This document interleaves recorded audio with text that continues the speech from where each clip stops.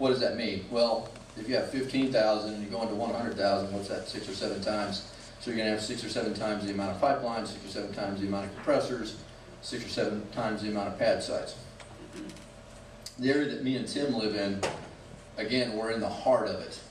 So we're pretty developed in that area.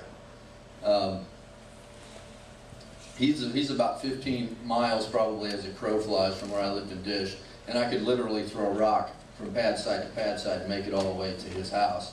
And you can see that on Google Maps. If you just Google and look at an aerial view, a satellite view of the area in between my home and his home, you will see that it's pretty well developed.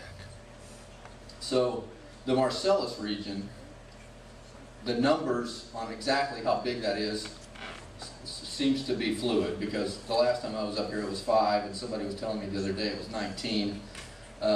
Whatever that number is, just multiply it by what we could possibly have in the Barnett Shale. So if it's 5 times, for example, that could be 500,000 wells in the Marcellus. If it's 19 times, I mean, you can do the math. So you might want to think about, where are those pad sites going to go, and where are those pipelines going to go, and where are those processing facilities going to go. Now we're about 10 years ahead of the Marcellus. In the late 90s is when the drilling started in the Barnett Shale, and the fracturing technology started. So you can see, you can use us as an example of what possibly could happen here if this continues unchecked.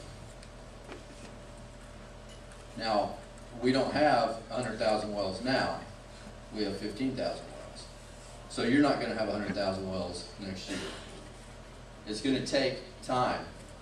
So it may not be in 10 years. It may not be in 20 years. It may not be 30 years. But if unchecked, it will be. There will be as much as they possibly can get.